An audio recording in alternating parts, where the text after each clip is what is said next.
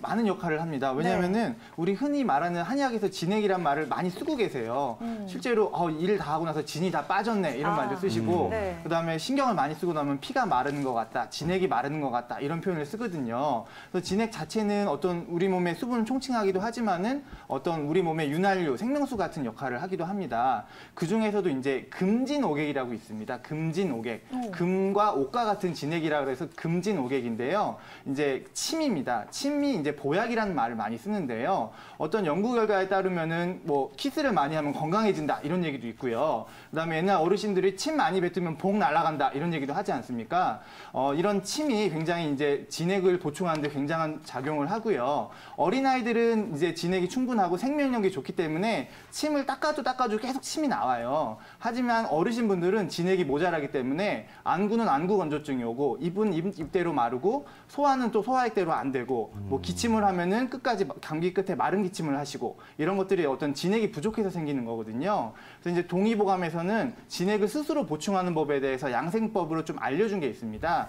고치법이라 그래가지고요. 간단한데 진액을 좀 먹을 수 있는 거니까 한번 해보시면 좋으실 것 같아요. 바른 자세로 앉으셔가지고 이렇게 어금니를 살짝 36번 이상 부딪혀준다는 마음으로 이렇게 입을 다물고 이렇게 하시면 침이 약간 고입니다. 이 침이 약간 고인 상태에서 이 혀로 잇몸과 이 사이를 이렇게 훑어주시면은 이러면 혀가 더 많이, 침이 더 많이 고이거든요. 이 침을 3번에 나눠서 삼키면은 진액을 많이 보충할 수 있고 건강하고 무병장수할 수 있다고 하니까 한번 좀 해보셨으면 좋겠습니다.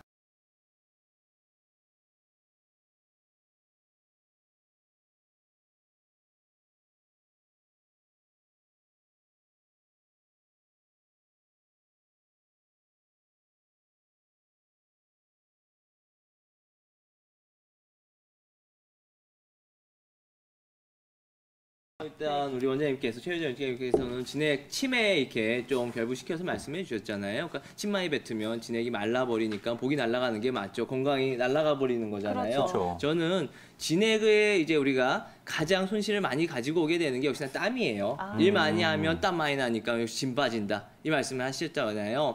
그러니까 이럴 때 땀이 많이 날 때 2가지가 있는데요. 자한이랑 도안으로 나눠볼 수가 있어요. 자한이라는 거는 그냥 늘상 땀이 계속 나는 거예요. 그냥 계속 나고 내가 조금이라도 움직이면 더 많이 나는 거. 간단하게 얘기해 갖고요. 도안이라는 거는 내 일과 중에 괜찮은데 잠잘 때 자고 일어났는데 아주 이불이 흥건하게 젖어 있다. 베개가 흥건하게 젖어 있다. 이런 것들이 도안인데요. 앞서 말씀드린 이 자아는 이제 음기가 부족해서 나게 되는 건데 이럴 때는 우리가 인삼이란 약재 우리 제일 유명한 약재잖아요. 보충하는데 인삼이란 약재를 먹어서 좀 그것들을 보충시켜주면 땀이 좀 덜 나게 될 수가 있고요. 이제 도안이 있을 때는 요거는 양허인데요. 이럴 때는 산조인이라는 약재가 있어요. 또 이 산조인이라는 약재는 잠을 푹 자게 해주는 효능도 있거든요. 이 2가지 약재를 좀 적절하게 이용을 해가지고 땀이 배출되는 걸 막아준다 그러면 우리가 진액이 나가는 걸 유실되는 걸 좀 방지할 수가 있겠죠. 일단은 나이가 들면서 자연적으로도 우리 진액이 마른다고 표현을 하잖아요. 그럴 때마다 그때 맞는 뭐 꼭 약이 아니라도 상관이 없고요. 그거에 맞는 뭐 약재라든가 식품을 이용해서 보충을 하는 게 제일 중요하고요. 그리고 몸이 자꾸 말라버리면 염증이 생길 수가 있어요. 그로 인해서 만성염증이 되고 만성염증이 생기게 되면 뭐 그걸 치료하기 위해서 우리가 에너지를 갖다가 그거 치유하는 데만 다 쓰다 보니까 보충하는 거를 좀 등한시하게 되거든요. 그러니까 자꾸 한쪽으로 이렇게 비게 되는데 그런 것들을 좀 예방하기 위해서라도 혹시 어디 다쳤다거나 어떤 뭐 손상이 있었을 때는 빨리빨리 치료를 받아가지고 그런 염증들이 더 커지지 않고 확산이 되지 않도록 하는 게 너무너무 중요할 것 같고요. 그 다음으로는 역시나 또 남자들한테 국한된 얘기인데 우리가 너무 문란한 성생활을 하면 안 돼요. 성생활이 문란하다 보면 아까 진액은 박소연 원장님께서 말씀하셨지만 이런 정액까지도 다 포함이 된 것들이니까 우리가 항상 제일 중요하게 생각하는 게 그런 것들이잖아요. 그러니까 너무 문란한 성생활을 하지 않도록 좀 그런 것들을 어려서부터 좀 이렇게 주의를 해주시는 게 너무너무 중요할 것 같고요. 그리고 한 가지는 아마 박소연 원장님께서 제가 아까 얘기 중에 뭐 좀 잘못 말한 것들이 있는 것 같아요. 그런 것들이 좀 정정이 필요할 것 같아가지고 나머지는 좀 박소연 원장님께서 좀 정정하실 부분들에 대해서 말씀을 해주셨으면 좋겠습니다. 예.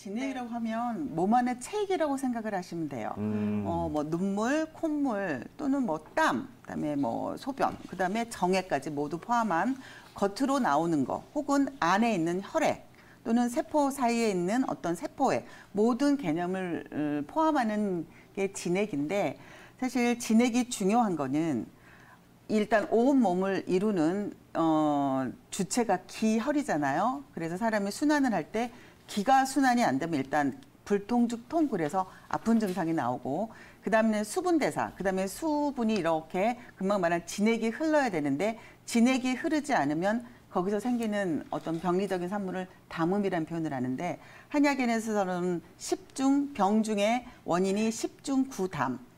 원인이 모든 병의 10개 중에 9개는 담 때문에 일어난다. 그 말은 수분 대사가 장애가 생겼을 때 일단 어떤 증상을 나타내서 뭐 갈증이 난다거나 건조하다거나 이런 증상이 나올 수 있고, 아니면 막혀서 담음이 생겨서 이게 머리로 가면 머리가 무겁고 어지럽고 토하고, 위로 가면은 위가 소화가 안 되고, 그다음에 뭐 전체적으로 부종을 나타낼 수 있고, 그래서 일단 진액이 어떤 기혈 순환의 척도가 되고, 그다음에 수분 대사가 안 되고, 그 다음에는 혈액 순환이 안 될 수 있거든요.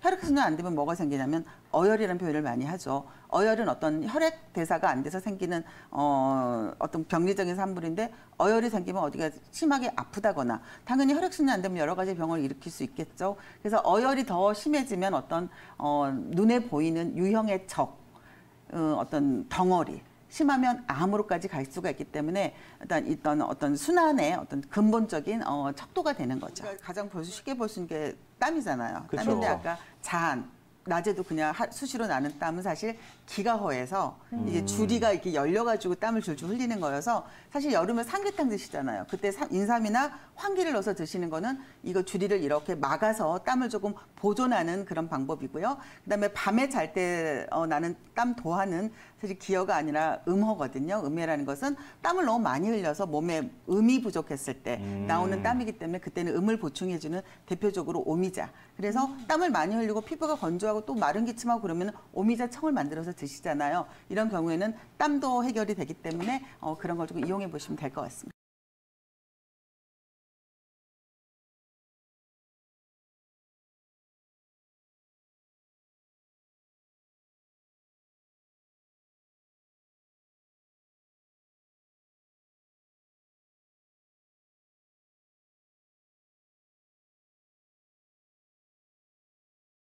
이제 저희가 진액 얘기를 할 때 네. 가장 눈에 띄는 것이 바로 이제 가을이라는 계절이겠죠. 지금 같은 계절이 가장 우리가 진액이 부족하구나, 몸이 메말라 맞아요. 가고 있구나를 가장 많이 느낄 수 있는 계절이고요.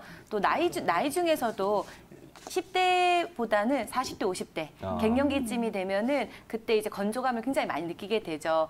보통 저희가 갱년기 때 느끼는 열감이라든지 건조감이라든지 뭐 머리털이 빠진다든지 이런 것들이 다 진액 부족이거든요. 이런 것들을 조금 생활 속에서 좀 해결을 하려면 이제 진액을 보충해주는 이런 것들을 한방적인 이제 약재들을 같이 활용을 하시면 좋은데, 아까 같이 말씀드렸던 길경이라는 약재 아시죠? 도라지. 네, 여기서 이제 길경이라고 하면 껍질을 깐 도라지를 말씀드리는 게 아니고요. 껍질을 까지 않은, 껍질이 있는 채에 잘 씻은 도라지를 말하고요. 이 도라지에다가 저희 이제 칡즙을 많이 드시는데 칡뿌리를 같이 하셔가지고 함께 달이면 이게 이제 칡 자체가 진액을 끌어올리고 또 길경 자체가 이 목적으로 또 기운을 또 끌어올리는 역할을 해서 진액 보충, 특히나 이제 인후의 건조감이라든지 입마름이라든지 이런 데 조금 도움을 주실 수가 있고, 또 갈증 해소에 또 도움이 되니까 이런 약재들은 이제 갈증이 많이 나는, 땀이 많이 나는 여름에 활용하시면 좋고요. 또 가을에 조금 활용하실 수 있는 약재들로는 더덕이라는 약재가 있는데, 잘 알듯이 이 더덕은 한방적으로는 사삼이라고 말하고요.